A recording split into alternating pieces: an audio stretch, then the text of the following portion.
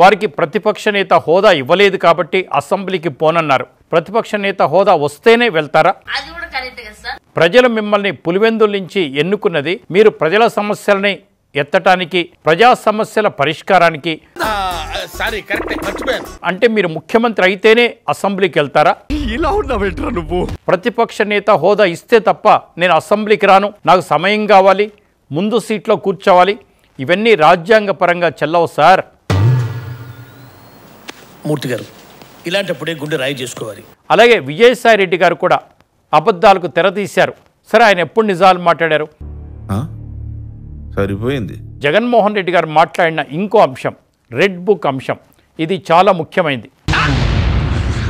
అన్యాయంగా కేసులు పెట్టిన వాళ్ళు, రాజ్యాంగం ప్రకారం ప్రవర్తించని వాళ్ళు నోట్ చేసుకొని యాక్షన్ కూడా తీసుకుంటారు.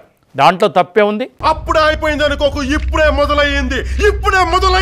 పిన్నెల్లి రామకృష్ణారెడ్డి గారు 4 సార్లు గెలిచారు కాబట్టి చాలా గొప్పవారు, ఎంత మంచివారైతే గెలుస్తారన్నారు కదా.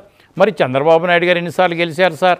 స్ట్రోక్ మీద స్ట్రోక్. పెద్దిరెడ్డి రామచంద్రారెడ్డి గారికి చంద్రబాబు నాయుడు గారికి ఎప్పుడో గొడవలు ఉన్నాయి, ఇంకేదో మాట్లాడుకొచ్చారు. అవన్నీ తప్పు.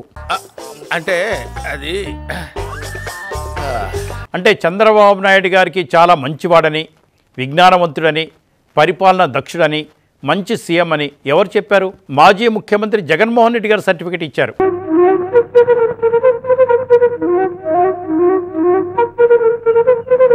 మాజీ ముఖ్యమంత్రి జగన్మోహన్ రెడ్డి గారు ప్రెస్లో మాట్లాడుతూ అనేక అవాస్తవాలు చెప్పారు. వాళ్ళంతే సార్. ఇంతకుముందు ఎప్పుడు కూడా జగన్మోహన్ రెడ్డి గారు ప్రెస్ మీట్కి వచ్చేవారు కాదు, ప్రెస్ ముందుకు అసలే వచ్చేవారు కాదు.